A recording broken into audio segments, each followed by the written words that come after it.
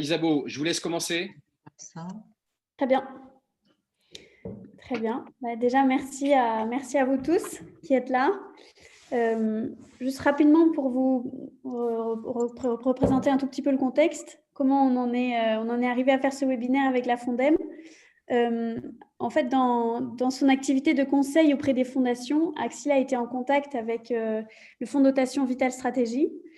Et en voyant que nos activités chez Axilia ne se bornaient pas au conseil financier, mais aussi à tout ce qui touche à la philanthropie, Madame Rath, la directrice générale de Vital Stratégie, a trouvé pertinent de nous mettre en contact avec la Fondem, qui lui avait déjà présenté le projet que vous allez découvrir là, la Maison des Mamans.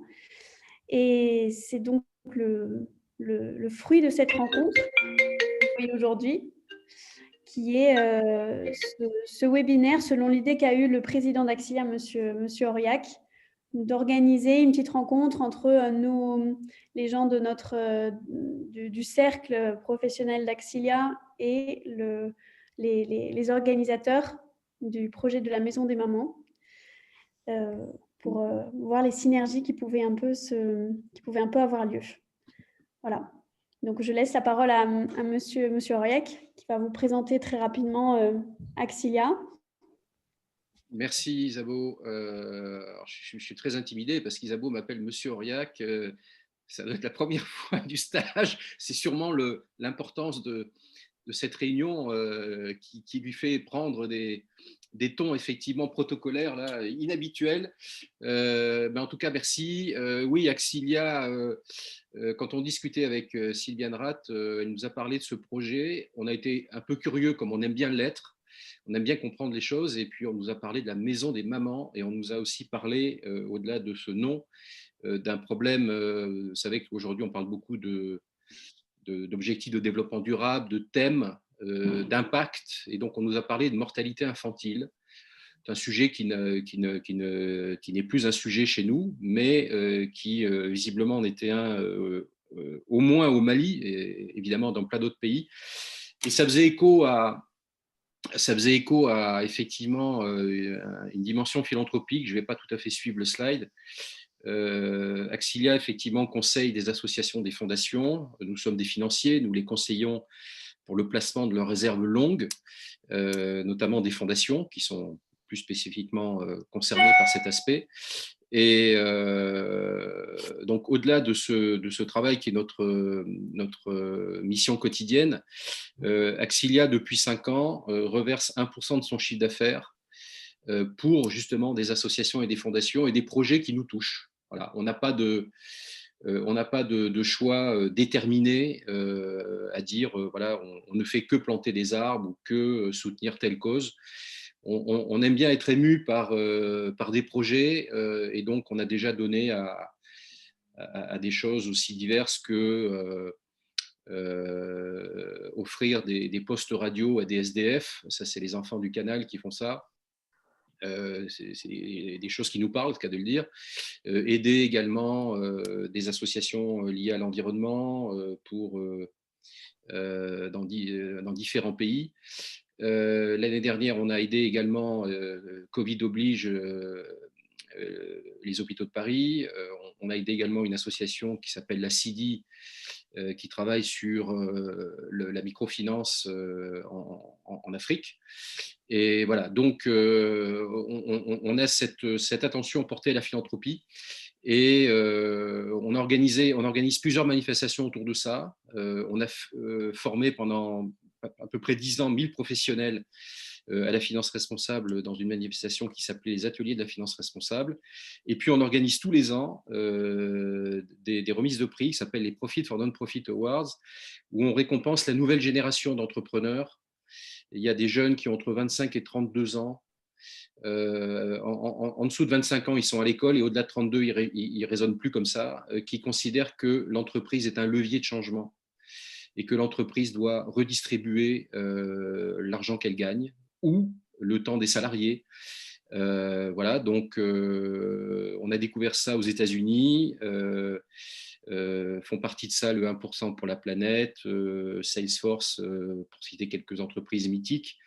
En France, on a Caudalie qui fait ça, on a Léa Nature, on a Nature et Découverte. Voilà, il y a toute une génération de plus ou moins jeunes entrepreneurs, mais la jeune génération est très active là-dedans, qui utilisent l'entreprise comme levier de changement. Voilà. Donc on les récompense et nous, on s'est dit, c'est tellement évident qu'on va le faire aussi.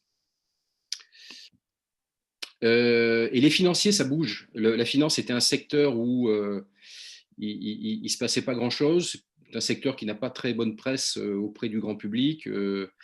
Mais depuis une trentaine d'années, il y a eu des initiatives, au départ lancées par des congrégations religieuses qui sont très présentes en Afrique, les congrégations françaises notamment, d'autres types d'investisseurs. Et il y a tout un tas de produits financiers qui existent, que ce soit des livrets bancaires, au crédit coopératif, au crédit agricole et ailleurs, que ce soit des fonds de placement, que ce soit également des cartes bancaires, à nouveau au crédit coopératif, au crédit agricole, les cartes sociétaires. Il y a un certain nombre de produits qui récoltent à peu près 30 millions d'euros par an, tous les ans, de manière discrète, mais voilà, il y a à peu près 7 millions de Français qui détiennent ces produits. Et puis, un fait notable depuis, là encore, 3-4 ans, pas plus, il y a des financiers qui décident de partager ce qu'on appelle, nous, la valeur économique. Donc, de donner 1% du chiffre d'affaires, comme nous, de donner 10% des bénéfices, ou de donner, ou que leurs salariés donnent de leur temps, en mécénat, pour des associations. Voilà. Ça se développe de plus en plus. C'est le troisième poste, là, vous voyez, là, 3,4 millions d'euros, mais c'est en train de grossir beaucoup et je pense que dans les 5 prochaines années, ce poste-là va aller tutoyer les 15 millions d'euros des cartes bancaires. Et ceux qui font ça en ce moment sont les plus, je dirais, les plus performants, les gens les plus en avance dans leur métier, donc ils sont regardés et la jeune génération se dit, tiens, si mon aîné ou l'entreprise que je respecte dans mon secteur fait ça, je vais faire pareil. Donc, il y a des exemples qui sont en train d'être dupliqués. Et ce que je disais en commençant tout à l'heure, il y a beaucoup de femmes notamment qui s'installent comme conseillers en gestion de patrimoine et qui décident de partager 1% du chiffre d'affaires, un bout des profits, un bout des bénéfices. Donc voilà, les financiers, une nouvelle génération arrive et qui, je n'ai aucun doute, aura à cœur d'aider des projets comme les vôtres. Voilà, j'en ai assez dit.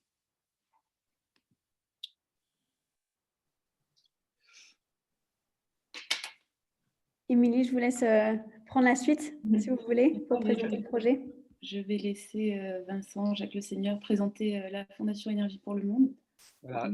Juste en 2 mots avant qu'on rentre dans le sujet, et je laisserai évidemment surtout le docteur Lamache nous parler de la Maison des Mamans, parce qu'on est là pour ça. Mais pour vous dire un peu le cadre dans lequel on est, d'abord, je suis ravi, Vincent, outre le fait qu'on partage le même prénom, je suis ravi par le fait que le monde de la finance que vous représentez et notre monde associatif lié à l'aide au développement se rapprochent, parce qu'on ne se connaît pas. Et c'est très compliqué de mettre en place les passerelles, y compris les éléments de langage, les termes qu'on emploie, les concepts qu'on développe. Donc voilà, tout ça pour vous dire, on est très très content à la Fondem de ce premier échange. Je rentre dans le sujet. Énergie pour le Monde, c'est une fondation d'utilité publique. Elle existe depuis 30 ans. Elle a été même fondée par je crois qu'à l'époque, il y avait 5 ministères, c'est vous dire. C'est à l'époque où les ministères avaient de l'argent pour le développement, ce qui n'est plus le cas aujourd'hui. Et aujourd'hui, ces ministères ne sont plus membres de la fondation et on a davantage d'entreprises qui sont associées. On est une fondation un peu particulière parce que, on a un thème de prédilection, c'est l'accès à l'énergie.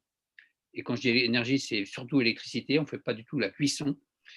Et et énergie évidemment renouvelable, parce qu'on intervient en milieu rural, principalement en Afrique, ce qui veut dire qu'on intervient exclusivement aujourd'hui à partir de panneaux solaires.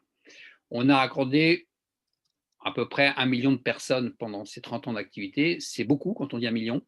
C'est extrêmement peu lorsqu'on sait qu'il y a 640 millions d'Africains qui aujourd'hui n'ont pas accès à l'électricité. Donc on a une grande marge de progrès à faire, nous et les entreprises du secteur. Dans notre ADN de fondation, on a une autre particularité qui est qu'on ne travaille pas avec des bénévoles. Contrairement à beaucoup d'ONG, parce que notre parti pris, c'est de faire travailler les bénéficiaires eux-mêmes. Donc, quand on a des financements, quand on a un projet comme celui de la Maison des Mamans, eh bien, on fera en sorte que ceux qui vont construire la Maison des Mamans, ce sont des locaux, ceux qui vont l'opérer, la gérer, ce sont des locaux. Nous ne sommes finalement que je sais pas si c'est des accompagnateurs ou des chefs d'orchestre pour réunir les financements, réunir les parties prenantes et puis surtout assurer le suivi du projet. Donc, vous voyez, tous les chiffres sont là.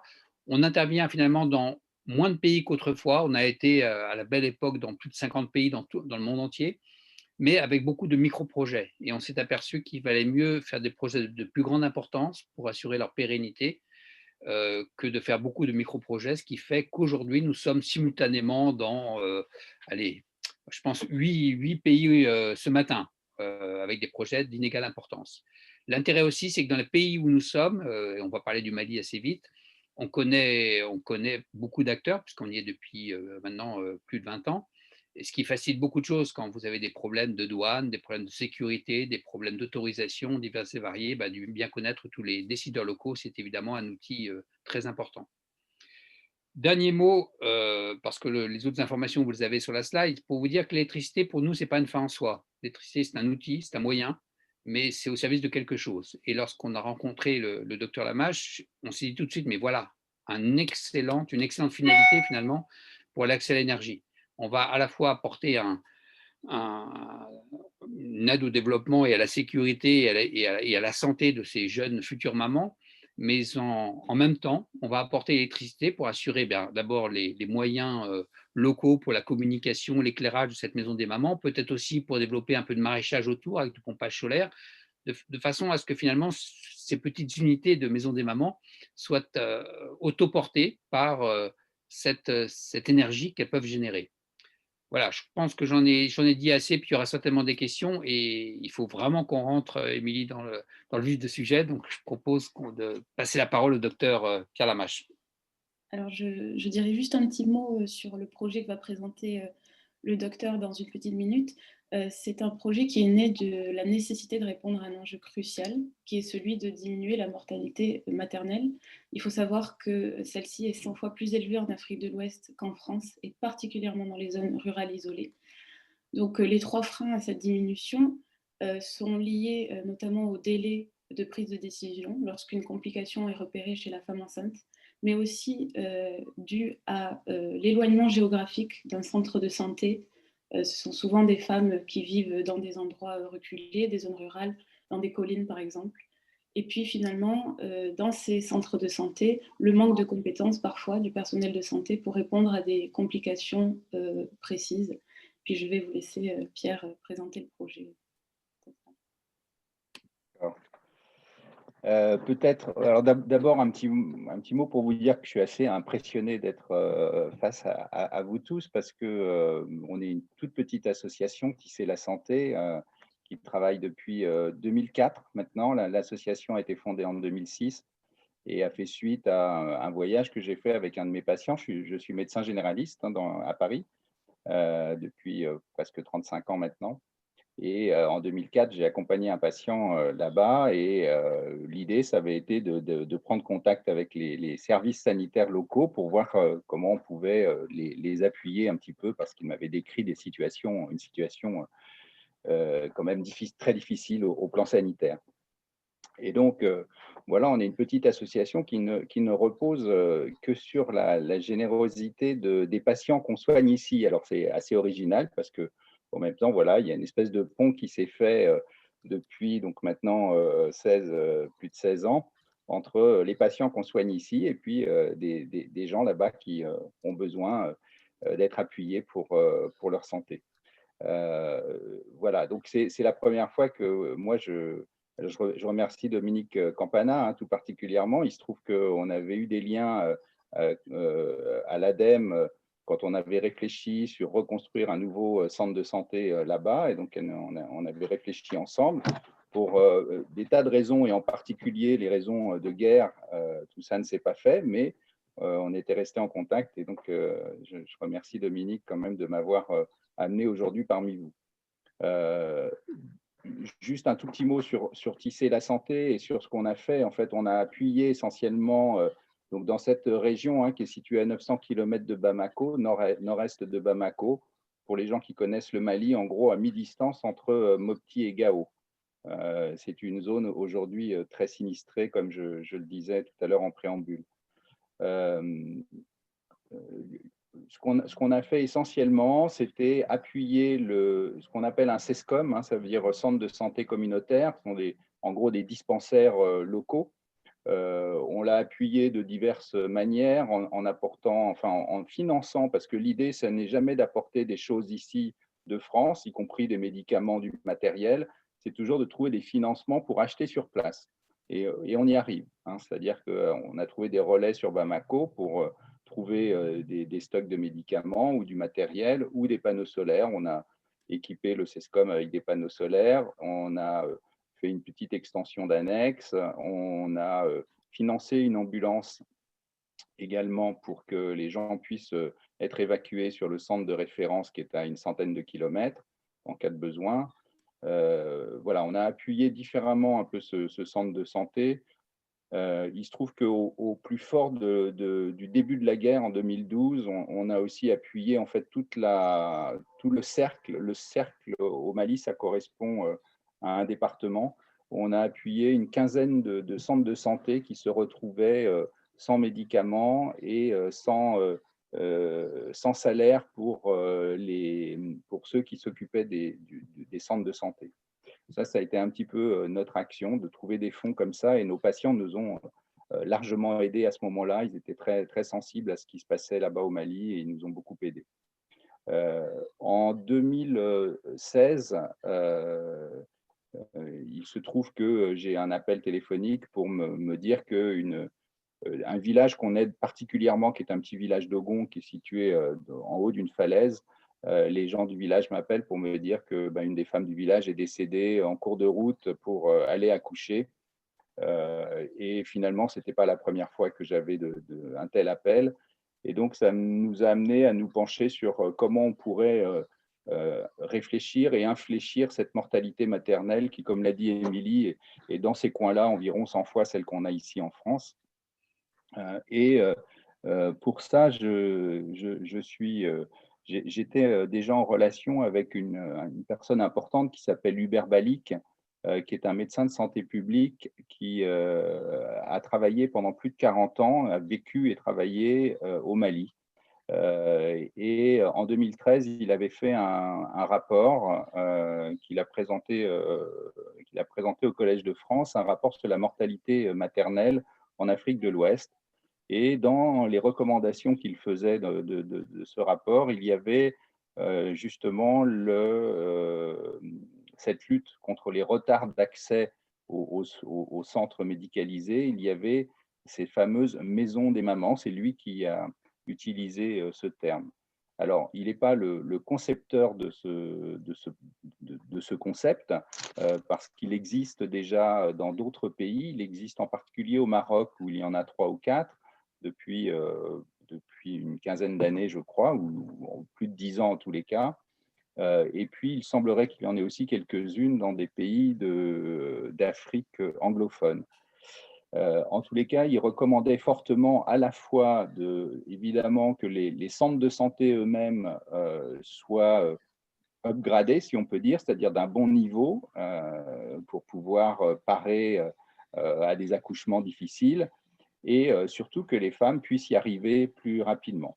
Donc finalement, la maison des mamans, qu'est-ce que c'est? En gros, c'est un lieu d'accueil.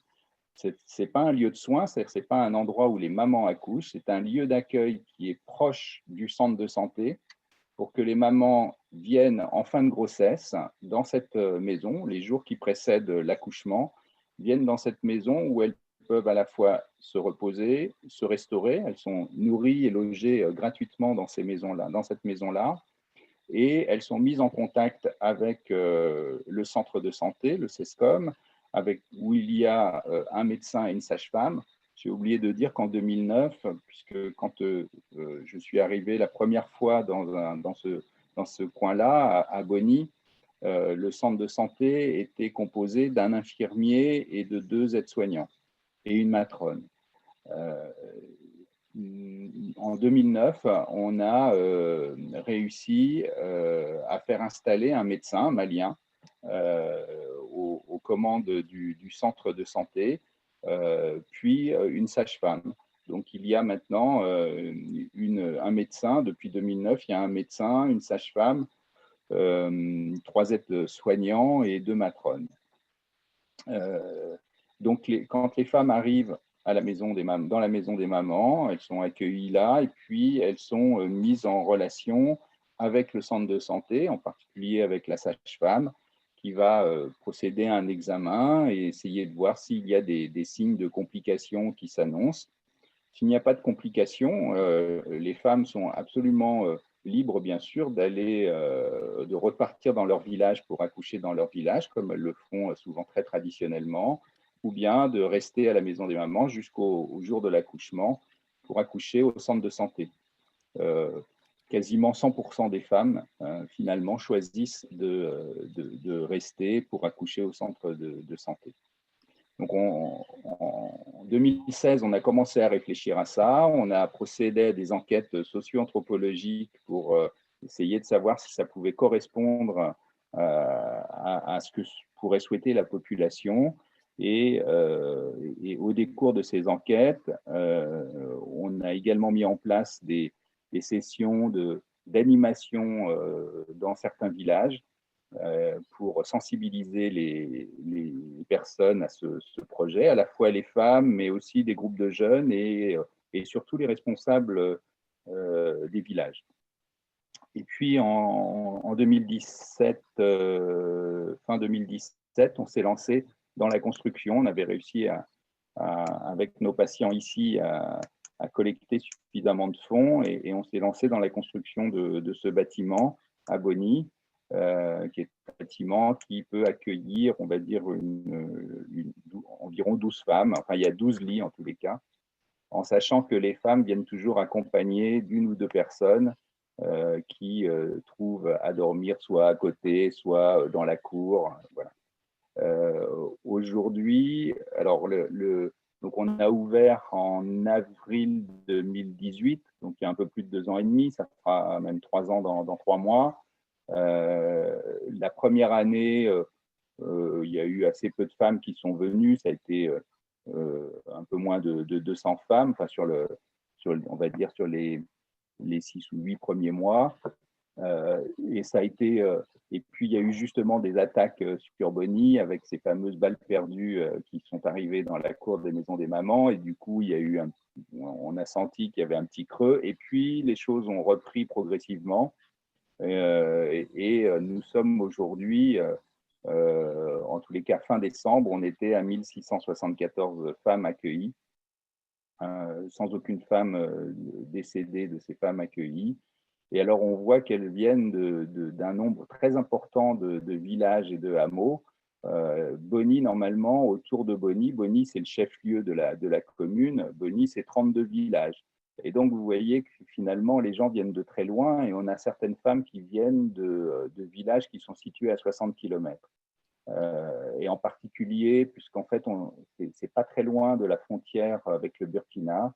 Le Burkina qui est durement touché aujourd'hui par ces situations de guerre, et ce qui fait que les centres de santé qui sont un peu limitrophes avec le Burkina, aujourd'hui fonctionnent très mal. Il y a quasiment plus de personnel pour s'en occuper, et donc les femmes viennent sur Bonny et la maison des mamans. Donc on a des femmes maintenant qui viennent d'assez loin pour ça. En tous les cas, on a quasiment doublé, presque doublé, 80% de plus entre de fréquentation entre 2019 et 2020. On a même été obligé presque de limiter un tout petit peu l'accès à un moment parce que, en gros, on pourrait dire que la capacité d'accueil, compte tenu du séjour moyen des femmes, hein, qui est actuellement autour d'une 8aine de jours dans le centre, c'est-à-dire qu'elles vont y rester 3-4 jours avant l'accouchement et 3-4 jours après l'accouchement. La capacité d'accueil, ce serait raisonnable, on va dire, c'est une 60aine de femmes par mois. Et il se trouve qu'à certains mois, on a dépassé les 120 femmes et ça devenait compliqué au niveau du lieu d'accueil. Il y avait une surpopulation constante et ça devenait compliqué. Donc, on a essayé de réduire un petit peu. Il faut savoir qu'on accueille aussi des femmes qui viennent parfois simplement pour une nuit. Ce sont des femmes qui viennent en particulier pour les consultations prénatales. Et c'était une façon, on a proposé aussi aux femmes cette solution-là pour les inciter à venir aux consultations prénatales. Au Mali, il y a une consultation prénatale par trimestre qui fait partie du programme, qui sont des consultations gratuites, mais où les femmes viennent généralement très peu. Et c'était une façon de les inciter, puisque ces consultations prénatales font partie de d'une façon de lutter contre la mortalité maternelle. Donc, la Maison des Mamans accueille aussi les femmes pour une nuit où elles viennent, au lieu de faire l'aller-retour dans leur village dans la journée, elles peuvent venir se reposer, s'alimenter. La plupart, beaucoup de femmes sont à la limite de la malnutrition, donc elles viennent volontiers manger, s'alimenter à la Maison des Mamans.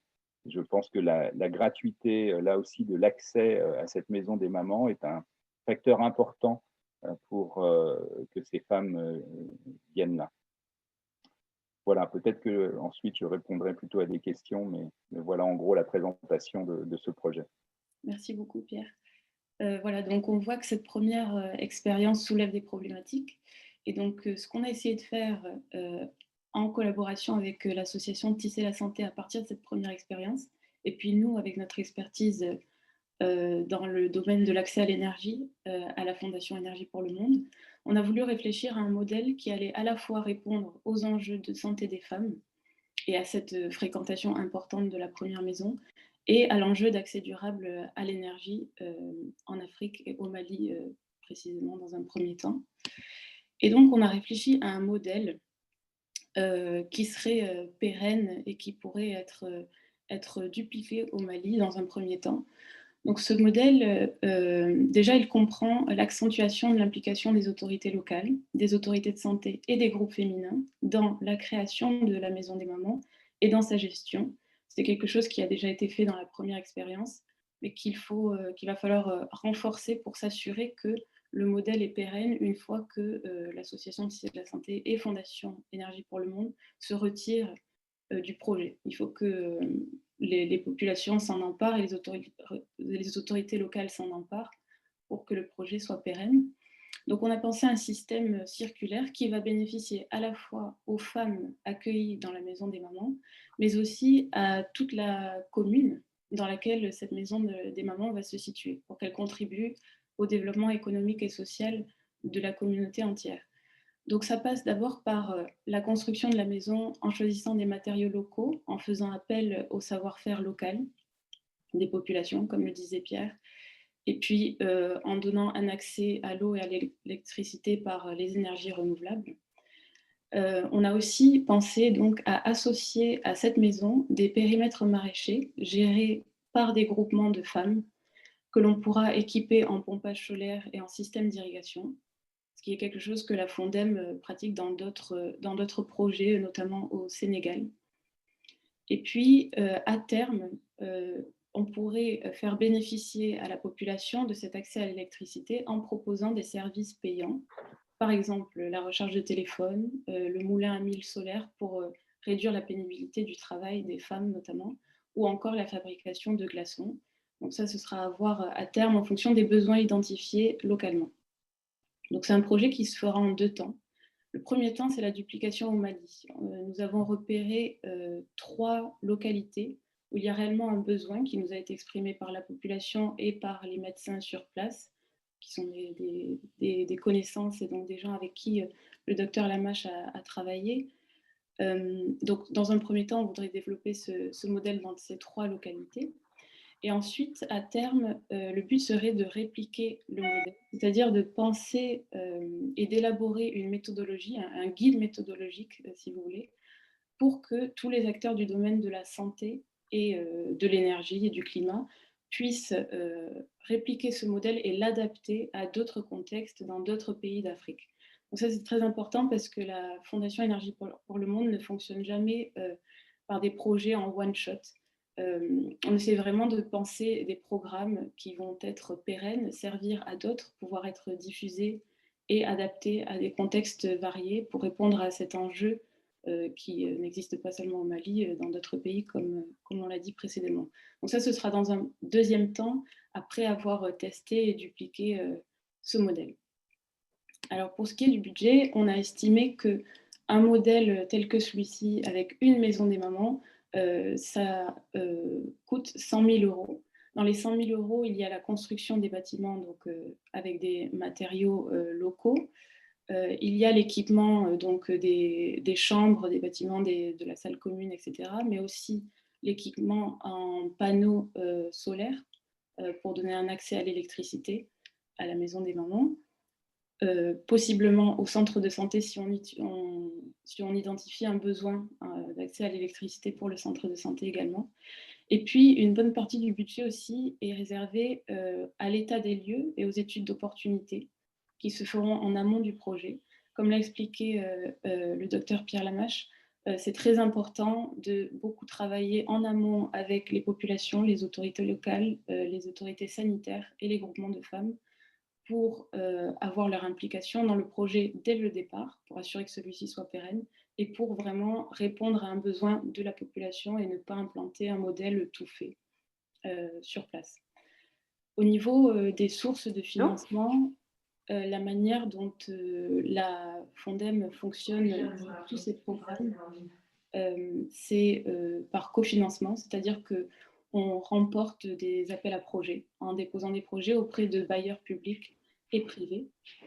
Et dans le cadre de ce projet, on a aussi pensé à la coopération décentralisée, c'est-à-dire mettre en lien des collectivités territoriales françaises avec des collectivités territoriales maliennes. Par exemple, dans le cas de la maison de Boni, la région de Mopti, où elle se situe, entretient un partenariat avec le département d'Ille-et-Vilaine depuis plus de 30 ans. Donc ce serait une bonne manière d'être en lien direct avec les autorités locales en faisant participer des collectivités territoriales françaises.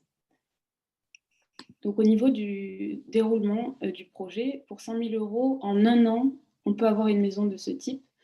Il y a 2 trimestres prévus pour justement ces études d'opportunités et l'état des lieux, le travail en amont avec les autorités locales. Il y a un énorme travail de sensibilisation aussi qui est prévu. Et puis la création d'un comité de gestion de la maison dont feraient partie des autorités, des membres des autorités locales, mais aussi des autorités de santé et des groupements féminins. Ensuite vient la construction des bâtiments et l'équipement et un accès à l'électricité par panneaux photovoltaïques. Et puis la formation du personnel, puisque au sein de la Maison des Mamans, il y a 4 salariés, dont une partie sont formés par le personnel du centre de santé, pour vraiment créer une collaboration et notamment qu'il n'y ait pas un sentiment de concurrence entre le centre de santé et la Maison des Mamans. Donc, au bout d'un an, on pourra accueillir les futures mamans dans ces bâtiments. Et la deuxième année du projet est plus consacrée justement à l'élaboration d'une méthodologie, à sa diffusion, à toutes les parties prenantes du projet, mais aussi aux acteurs du domaine de la santé et de l'énergie. Voilà brièvement pour le projet. Merci beaucoup de nous avoir écoutés. Maintenant, on va pouvoir tous les 4 répondre à vos questions, je pense. Peut-être, Émilie, moi j'ai une première question. Souvent, il faut la première question avant que la deuxième arrive. Le calendrier que vous nous avez montré là sur la slide précédente, il a déjà commencé ou c'est une question de semaines avant que ça commence? Vous en êtes où exactement dans le projet? Alors là, on peut dire que la première phase a commencé puisque nous avons identifié les localités. Et donc, on en est au stade d'identifier les besoins, donc de rentrer en contact avec les autorités de santé et les autorités locales dans les 3 localités qui ont été sélectionnées. Donc, on peut dire que les études initiales ont commencé. Oui, j'ajoute pour que ce soit clair, c'est vrai que quand on fait des grands programmes habituellement à la Fondation, on est plutôt d'abord en réponse à des appels à projets des grands bailleurs publics que sont l'AFD, l'ADEME ou la Commission européenne. Dans ce projet-là, on a inversé un peu les choses et on est tous, comment dirais-je, ultra motivés pour mener ce projet tambour battant sans attendre un appel à projet qui pourrait arriver dans un an. Voilà. Donc moi, j'ai donné des consignes très claires. Ce projet a démarré et on va le dérouler quoi qu'il advienne. On trouvera les financements publics et privés qu'il faut, mais le projet a commencé. Quand Émilie évoque aussi la collaboration avec la collectivité, le département d'Ille-et-Vilaine, elle est importante parce que par le plus grand des hasards, il se trouve qu'avec ce département, nous, on travaille depuis de nombreuses années. Et on a été assistant à maîtrise d'ouvrage pour le département d'Ille-et-Vilaine dans le cadre des fameux lampadaires dont je vous parlais en préambule. C'était déjà une action portée par l'Ille-et-Vilaine avec la région de Mopti. Donc, on peut du coup avancer assez vite parce qu'on connaît les acteurs de terrain, on connaît les acteurs en France et on a la chance d'être avec le docteur Hamache qui, lui, maîtrise parfaitement la conception et la réalisation de ce projet.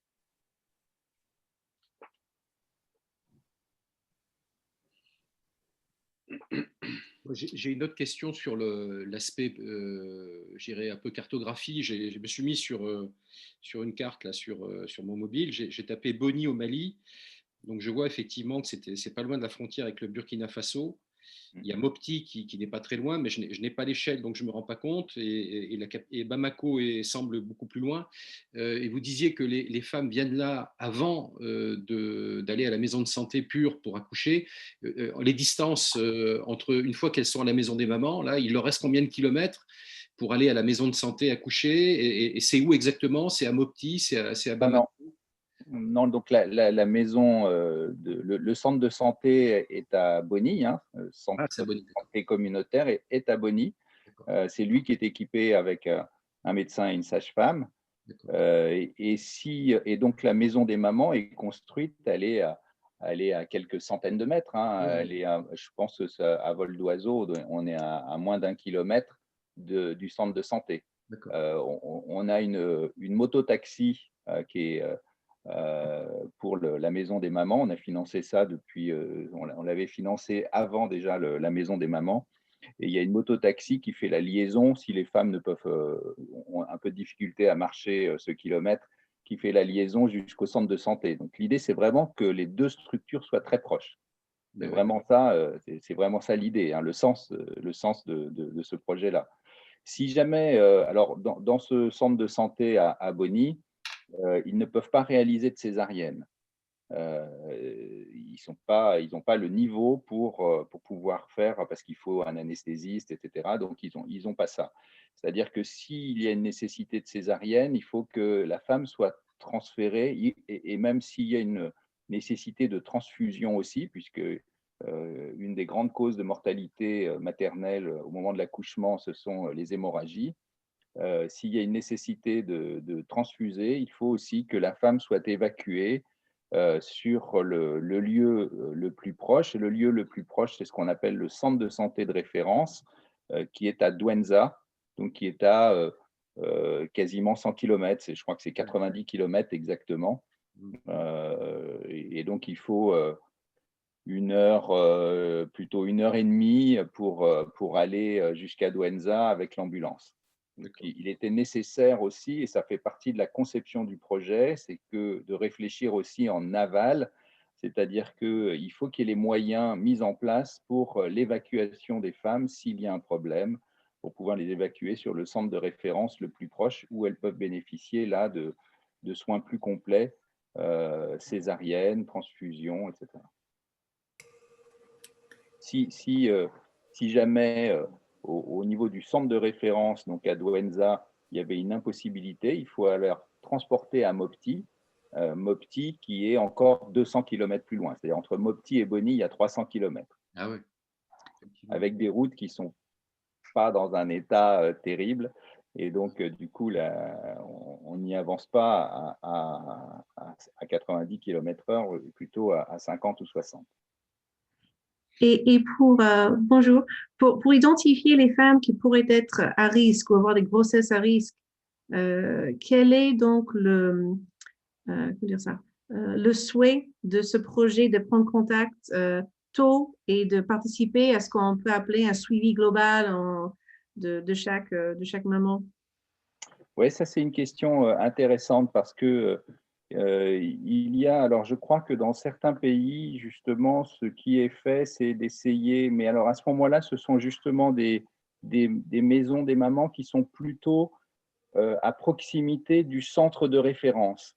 Donc de celui où on peut pratiquer accouchement par césarienne, transfusion, et sont adressées à cette maison des mamans des femmes qui ont été identifiées en amont comme étant possiblement à risque. On connaît un certain nombre de facteurs de risque de l'accouchement et de la mortalité maternelle. Ça peut être le jeune, on sait que par exemple l'âge, des femmes trop jeunes, et on reçoit à la maison des mamans beaucoup de femmes, c'est presque un tiers des femmes ont moins de 18 ans. Donc on reçoit beaucoup de femmes jeunes. La plus jeune qu'on a reçue, c'est 14 ans, mais on reçoit des femmes, des jeunes filles, des jeunes femmes de 15-16 ans, on en reçoit quand même pas mal. Donc on sait que ça, c'est un facteur de risque en lui-même pour des raisons de bassin qui n'est pas suffisamment mature. On sait aussi que quand il y a eu beaucoup de grossesses avec des femmes qui commencent à être très fatiguées, c'est aussi un facteur de risque. La moyenne, c'est 7 grossesses par femme, 7 enfants par femme. Et puis, eh bien, il y a d'autres facteurs comme la malnutrition ou les antécédents. Ça, c'est un facteur important pour lequel on essaye d'aborder les choses doucement, mais ce n'est pas si facile. C'est toutes les femmes qui ont subi des mutilations génitales. Ça, on sait aussi que c'est un facteur de risque de problèmes au moment de l'accouchement. Donc, il y a dans certains pays, si j'ai bien compris en tous les cas, ça fonctionne comme ça. C'est-à-dire que les femmes sont repérées comme pouvant être à risque et sont alors à ce moment-là adressées à la maison des mamans pour être à proximité d'un centre de santé de référence. L'idée d'Uberbalic sur les maisons des mamans, c'est de prendre les choses différemment et de se dire il faut qu'une maison des mamans soit ouverte à toutes les femmes. Quel que soit leur niveau de risque, il faut que ce soit ouvert à toutes les femmes et que toutes les femmes puissent accéder à un accouchement plus sécurisé. Et donc, à ce moment-là, ces maisons des mamans-là, telles que Uberbalic l'avait conçues, il faut que ces maisons des mamans soient construites à proximité, non pas des grands centres de référence, mais des centres communautaires, des centres de santé communautaires, quitte à transférer après ensuite s'il est identifié un problème. Donc l'idée, c'est vraiment d'accueillir toutes les femmes qui veulent venir. Et quand les femmes arrivent à la maison des mamans, il y a une animatrice qui a été formée par la sage-femme et qui est en lien très, très régulier avec elle. Et c'est cette animatrice a une forme de questionnaire, on va dire, pour essayer de repérer justement s'il y a des facteurs de risque. Et si elle constate des facteurs de risque importants ou si elle constate que la femme est particulièrement fatiguée, pâle, a des douleurs abdominales, et bien à ce moment-là, elle est conduite immédiatement vers la sage-femme du centre de santé. D'accord. Merci. Bonjour, Anne Giraud. J'ai une petite question sur, peut-être Émilie, sur la façon dont ça va fonctionner une fois l'investissement fait. Quel est le modèle économique du fonctionnement de la maison des mamans, si vous peut-être revenir là-dessus? Alors, je vais revenir à cette slide peut-être. Donc voilà, ce qui a été pensé, l'intérêt des périmètres maraîchers, tout d'abord, à proximité de la maison et qui vont bénéficier de cet accès à l'électricité, c'est de pouvoir pallier le côté, enfin, l'accueil des mamans et leur logement au niveau de la nourriture. Pardon. Donc ces périmètres maraîchers vont pouvoir venir répondre à ce besoin-là. Et d'autre part, les services liés à l'électricité qui vont être associés à la maison seront payants pour les utilisateurs qui font partie de la population de la commune. Donc, c'est de l'argent qui pourra aller à la gestion de la maison des mamans. Ensuite, bien sûr, c'est le premier point qui est très important, c'est l'implication des autorités locales, notamment de la mairie dans ce cas-là, pour prendre en charge les salaires notamment des personnes qui travaillent au sein de la maison. C'est pour ça qu'on insiste beaucoup sur l'importance de les impliquer dès le départ pour que le modèle soit pérenne. Ah oui, bien sûr. Oui. Ok, merci. Oui, c'est peut-être juste insister là-dessus parce que c'est notre expérience pour tous nos programmes à la Fondation. C'est qu'il n'est pas souhaitable pour la pérennité des projets que ce soit notre fondation, comme n'importe quelle autre association d'ailleurs, qui gère le fonctionnement de ces structures. La pérennité des structures, ça passe par la prise en charge par les acteurs locaux. Ça, c'est une certitude. On a 30 ans d'expérience maintenant, on en est totalement convaincu. Donc, il faut, comme l'Émilie l'a très bien expliqué, il faut qu'on arrive à impliquer. Alors, ça peut être une autorité locale, une mairie, ça peut être une ONG locale, ça peut être un opérateur local, mais il faut qu'il y ait un local qui, lui, va porter le fonctionnement, et à la fois en recettes et en dépenses. Non pas qu'on se désintéresse de la chose, on va en assurer le suivi, on retrouvera des financements s'il faut faire des investissements complémentaires, mais ce passage de l'objet de Maison des Mamans aux acteurs locaux, il est stratégique, il ne faut pas le louper. Ok, merci. Parce que, oui, Vincent, les personnes qui vont travailler, donc les salariés, c'est quoi? Ce sont plutôt du personnel de santé, j'imagine, hein, pour la maison. Alors, moi je peux répondre à cette question pour la maison des mamans de Bonny, peut-être que sur un autre modèle, ce sera différent, mais Émilie a précisé qu'il y avait 4 salariés. Dans ces 4 salariés, la personne pivot, c'est ce qu'on a nommé comme étant l'animatrice. Donc, c'est une jeune femme qui est là en permanence et qui a été formée, elle, par la sage-femme. Ce n'est pas quelqu'un qui a fait des études très poussées, mais en tous les cas, elle parle le français, elle écrit le français et elle est capable de remplir des registres, hein, puisqu'on a un certain nombre de registres pour l'activité de la Maison des Mamans, et c'est elle qui va remplir les registres et faire le lien entre justement les femmes qui arrivent et la sage-femme, le centre de santé. Donc ça, c'est vraiment la personne extrêmement importante. Et puis, il y a en plus une femme qui s'occupe, on va dire, de l'entretien de la maison. On a un gardien pour des raisons de sécurité aussi. Il y a un gardien qui est là. Et puis, il y a une autre personne qui fait le lien, alors qui s'occupe plus des achats donc qui tient le cahier des dépenses, on va dire, le registre des dépenses, et qui fait le lien avec les autorités locales et nous-mêmes. Donc, voilà, quatre salariés. Qu'est-ce que ça représente comme budget, ces personnes? Alors, les salaires au Mali étant ce qu'ils sont, ils sont payés 50 000 francs CFA. 50 000 francs CFA, vous divisez par 655. Donc, ce n'est pas énorme, mais il faut savoir que le revenu moyen d'un agriculteur, c'est une région où les gens sont essentiellement agriculteurs et éleveurs, le revenu moyen, c'est à peu près entre 30 et 40 000 francs CFA. Mensuel. C'est par mois? Par mois, oui, c'est mensuel. Hein. Ouais. C'est mensuel. Les municipalités peuvent assumer ce coût là des 4 salariés? Alors, ce sont des municipalités qui sont également très pauvres et très dépourvues. Donc, c'est la négociation. On a passé, nous, une convention avec la mairie de Bonny. C'est ce qu'on avait fait quand on avait fait installer le médecin aux commandes du CESCOM, c'est-à-dire que on avait pris en charge son salaire entièrement la première année, puis à 50% la deuxième année, et on avait passé un contrat avec la mairie pour qu'ensuite elle prenne en charge le salaire du médecin, ou en tous les cas trouve les moyens de financer le salaire du médecin. Et ça s'est fait. Enfin, nous, en tous les cas, on s'est désengagé comme on l'avait fait. Pour la maison des mamans, on est sur un rythme un peu plus lent, je dois dire, puisque cette année, la mairie va commencer à participer pour 25% au salaire des 4 salariés. Et puis, ce sera 50% l'année d'après, 75% l'année d'après, etc.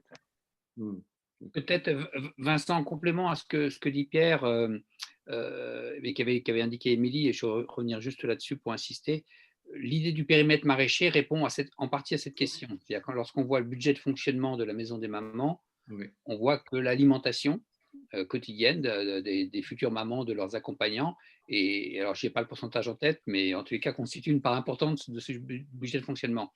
Et dès lors que l'on crée un périmètre maraîcher, on satisfait cette alimentation, voire même on peut revendre le surplus à la population locale. Donc ça, c'est le premier point. Et alors, a fortiori, les services électriques dont parlait Émilie dans un second temps, voilà, c'est d'arriver à trouver des petites ressources locales qui permettent d'assumer tout ou partie du fonctionnement. Et puis l'autre réponse, elle est dans la collectivité locale. Le grand intérêt que nous, on voit au fait que l'île-et-Vilaine, le département d'Ille-et-Vilaine soit impliqué dans cette région, c'est qu'eux ont des coopérations bilatérales avec des collectivités, notamment la région de Mopti, au fil de l'eau depuis plus de 20 ans. Et donc, peuvent financer du fonctionnement, etc. Ce que je voulais juste indiquer, nous, ce n'est pas qu'on se désintéresse du fonctionnement, mais c'est juste qu'il faut que le fonctionnement soit pris en charge par une entité locale. Oui, Vincent, c'est exactement ce que… sur les périmètres maraîchers, c'est-à-dire qu'en faisant l'analyse du coût d'exploitation de la maison, parce que bon, les investissements nécessaires pour la construction, les panneaux solaires, je pense que ça, on peut les trouver auprès d'appels d'offres ou autres, ou de donateurs, mais le plus difficile, c'est l'exploitation de la maison. Et donc, c'est en analysant tous les postes, on a vu que effectivement, ce poste alimentation était extrêmement important. D'où l'idée de se rapprocher et d'aider des groupements féminins pour les équiper en pompage solaire et arroser des périmètres maraîchers. D'accord. Peut-être pour juste vous donner une petite idée de ces budgets. Donc les 4 salaires, ça représente donc 200 000 francs CFA. Si je fais la conversion, vous l'avez peut-être déjà faite, mais j'ai trouvé ça 4 000 fait euros. en gros 300 euros par mois hein, Oui, c'est ça. de salaire. 4 000 euros par an. Pour l'alimentation, on est à plus du double. On doit être à 500 000 francs CFA, je crois, en moyenne à peu près par mois pour l'alimentation.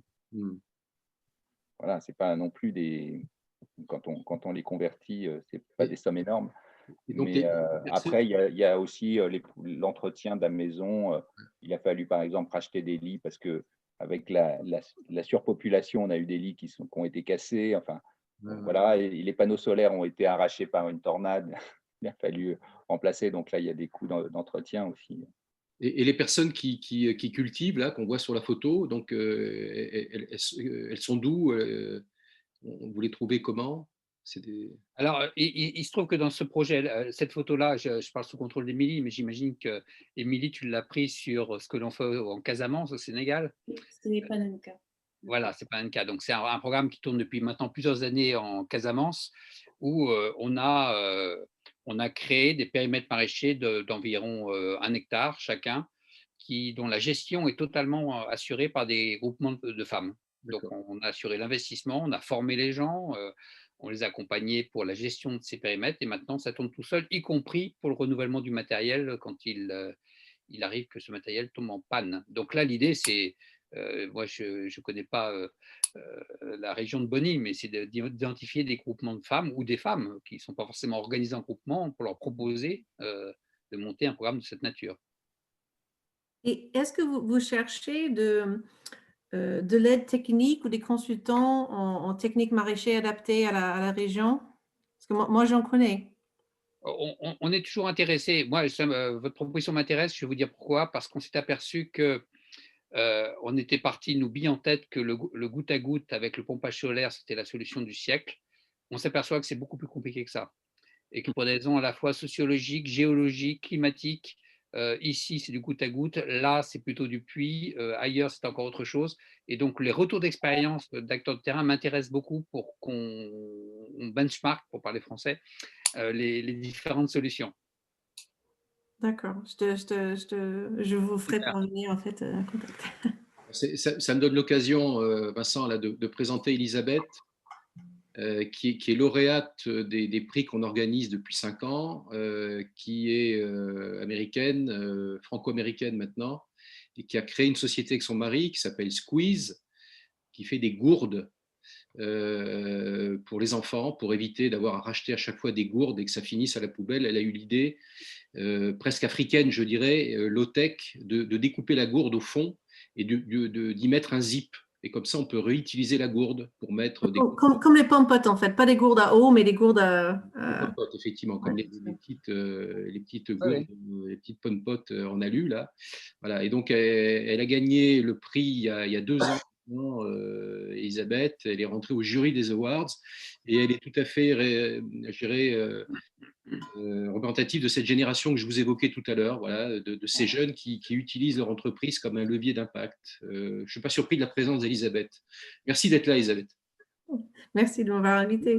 Je suis aussi de formation à la base sage-femme. Voilà, c'est ce que j'allais dire. Tu n'es pas tout à fait là non plus par hasard, tu es sage-femme de formation. Voilà. Ça te parle. Oui, j'ai une grande expérience aussi en milieu, ce qu'on peut appeler non médicalisé, puisque j'ai fait une partie de ma formation dans les banlieues de Saint-Pétersbourg il y a 25 ans, où on était dans des maternités, mais sans rien.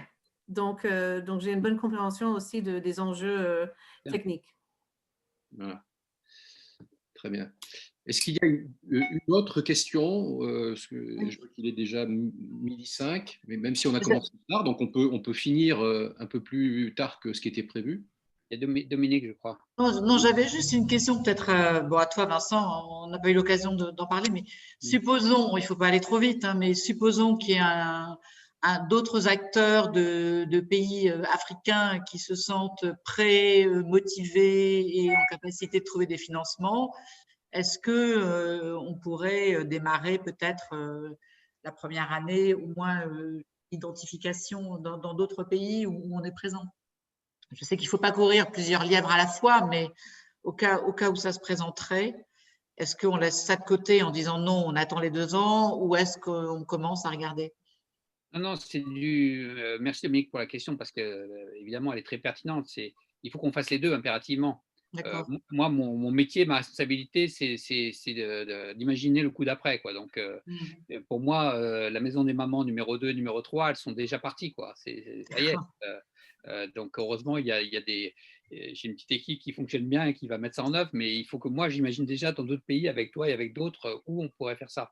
Parce que Émilie l'a très bien expliqué, c'est dans la réplication qu'est notre force de frappe. Nous, on n'est pas une ONG spécialisée sur la santé qui va agir dans un pays en particulier. Ce n'est pas du tout notre ambition. Notre ambition, c'est de trouver des modèles, des méthodes qu'on puisse dupliquer, diminuer les coûts parce qu'on les duplique et avoir un retour d'expérience suffisant pour éviter tous les écueils sur lesquels bute un projet prototype. Donc, non, bien sûr, bien sûr. Et puis pour répondre aussi, pour réagir à l'intervention d'Elisabeth, je tiens à dire que non seulement on cherche des moyens, évidemment, parce que sans argent, on ne fait rien, mais on cherche aussi des compétences. Et je ne sais pas comment on pourrait faire, mais je serais ravi, si le docteur Pierre Lamache en est d'accord, évidemment, je serais ravi que vous puissiez être impliqué de par votre double compétence de sage-femme et d'expérience dans des terrains un peu difficiles, quoi. Donc, il faudra voir après comment tout ça peut se mettre en œuvre, mais ça me paraît vraiment, vraiment intéressant qu'on élargisse un peu le cercle de famille. Bonjour, j'aurais une remarque justement sur la réplicabilité du projet. Je ne sais pas si vous m'entendez bien, je trouve de micro depuis tout à l'heure. Très bien. Oui, donc Muriel Desgeorges de l'ADEME. J'ai travaillé avec Dominique justement sur des projets d'accès énergie en Afrique et notamment en accompagnement d'autorités locales. Effectivement, ce projet, donc déjà merci beaucoup pour la présentation, c'est extrêmement intéressant. En ce moment, on travaille sur la prolongation d'un projet d'accompagnement de femmes élues camerounaises. Donc, on était sur les premières phases, principalement sur l'accompagnement de projet, donc soit d'éclairage public, soit d'activation de bâtiments publics, y compris de dispensaires. Alors de visite terrain, on a bien vu avec Dominique les conditions sanitaires et effectivement les manques de certains dispensaires. Donc là, ce projet pourrait effectivement répondre à un besoin. Dans le cadre de ce projet-là, on s'intéresse davantage à la gouvernance locale, l'accompagnement des autorités locales, justement dans des projets dont elles ont la compétence. Voilà, donc on est effectivement intéressé, donc on est partenaire du projet qui est porté par le réseau des femmes élues du Cameroun. Donc bon, peut-être qu'on pourrait rééchanger plus en détail sur les retours d'expérience de cette première opération pilote et puis de ce projet avec la Fondem. Donc voilà, tu peux peut-être proposer un rendez-vous pour la applicabilité du projet. Oui, avec d'autant plus de plaisir et de facilité, et Dominique le sait, c'est qu'on connaît bien le réseau des femmes élues du Cameroun. Il se trouve que son ancienne présidente est membre de mon conseil d'administration. Voilà, donc on a de bonnes raisons d'avoir envie d'intervenir au Cameroun sur ce type de sujet. Donc aucun souci pour qu'on examine la faisabilité d'un projet en parallèle à celui que l'on va monter au Mali tout de suite. L'important, j'insiste juste là-dessus, c'est la clé, hein, c'est tout le côté appui des acteurs locaux et concertation avec les acteurs locaux. Voilà. Si on n'a encore rien fait au Cameroun, je vais vous le dire très clairement, c'est parce que, bien que connaissant des ministres, on n'avait pas une association suffisante des acteurs locaux pour développer un programme sans risque d'échec. Vincent, je ne sais pas ce que tu as vu des acteurs locaux et tu n'as pas rencontré les actrices locales. Pour ça. Je devais m'en douter.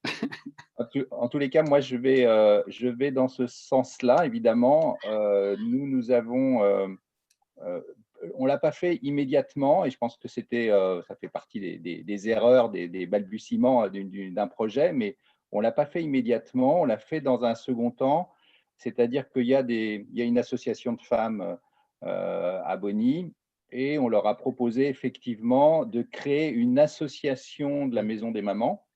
Et c'est cette association de femmes, et dont sa présidente, qui est devenue la présidente de l'association de la Maison des Mamans. Et la contrepartie, un petit peu, c'était qu'elle s'implique. Alors, on a financé une formation globale pour ces femmes-là sur la mortalité maternelle, sur les facteurs de risque de mortalité maternelle. Et on a financé également des binômes de femmes qui qui devaient aller, parce que la situation a fait que ça ne s'est pas fait vraiment comme ça, mais qui devaient aller par binôme dans chaque village des 32 villages de la commune pour expliquer à nouveau le concept de la maison des mamans. Alors, elles ont commencé sur des villages qui n'étaient pas trop loin, puis après, pour des raisons de sécurité, elles ne sont pas allées dans tous les villages. Mais par contre, elles font une permanence au centre de santé, au CESCOM. Elles font une permanence où elles peuvent répondre aux questions des femmes. Et je pense que ça a été sûrement une des raisons de l'accélération de la fréquentation de la maison des mamans. C'est extrêmement important. Bien sûr.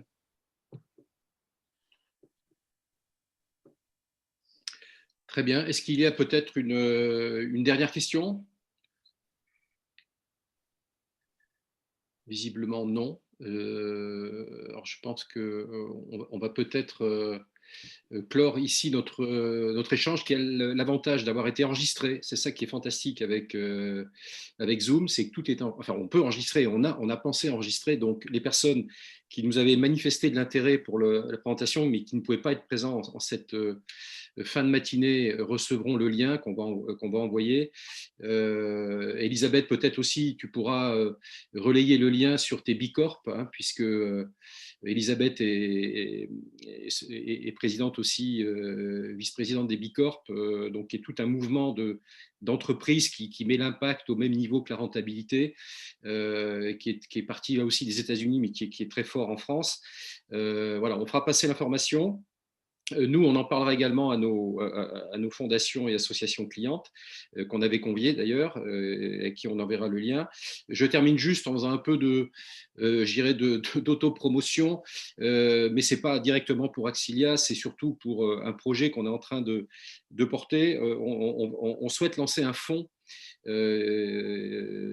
les efforts que nous menons sont amenés à différents degrés.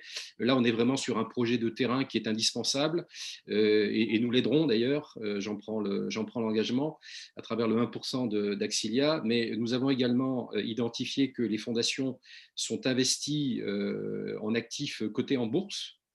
En France, une étude est sortie qui identifie les actifs financiers des fondations à peu près 30 milliards d'euros.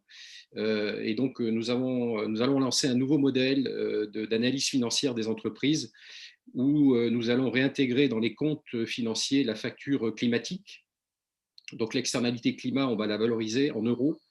Il y a souvent les financiers qui parlent de tonnes de CO2 et les chercheurs qui parlent de tonnes de CO2, les financiers qui parlent en euros. Donc, nous, on va rassembler tout ce